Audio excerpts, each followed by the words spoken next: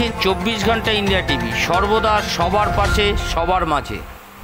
111 নর্মদেশ্বর শিবলিঙ্গ মন্দির ও কাশীপুর কৈলাসধামে জন্মাষ্টমী উপলক্ষে একটি সঙ্গীত অনুষ্ঠান ও বৃন্দাবন রাস ও অন্যান্য সাংস্কৃতিক অনুষ্ঠান, পূজা ও বিভিন্ন ধর্মীয় সভার আলোচনা আয়োজন করা হয়েছিল মন্দির প্রাঙ্গণে।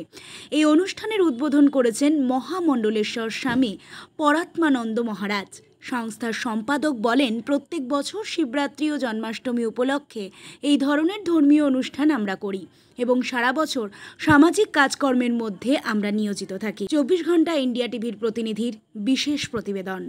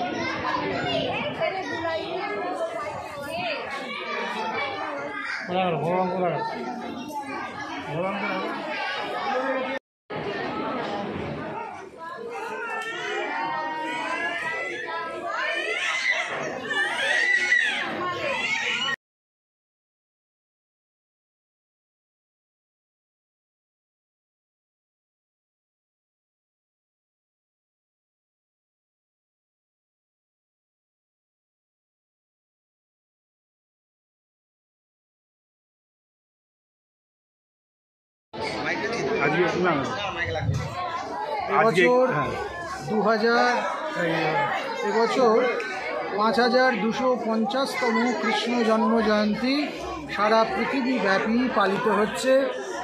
এই জন্মজয়ন্তীর সূত্রে এই গঙ্গার তীরের কৈলাস মন্দিরে আমরা এসে সমবেত হয়েছি।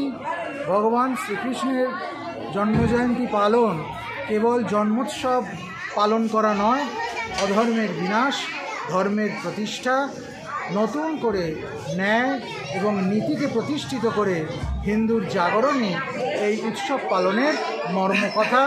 আমরা সারা পৃথিবীব্যাপী যেন মানবতাকে প্রতিষ্ঠা করতে পারি, অন্যায়কে রোধ করতে পারি এবং সর্বত্র সৎ ধর্মকে প্রচার করতে পারি। হিন্দুর ঐক্য, হিন্দুর শান্তি অক্ষুণ্ণ থাকুক। ভগবানের জন্মজয়ন্তী থেকে আমরা এই শিক্ষা এবং এই প্রমিতি গ্রহণ করছি। আর এই কাশীপুরে যে 108 শিবলিঙ্গ আছে, অনেকে জানে না, এটা আপনার কীরকম লাগলো এই জায়গাটা এসে?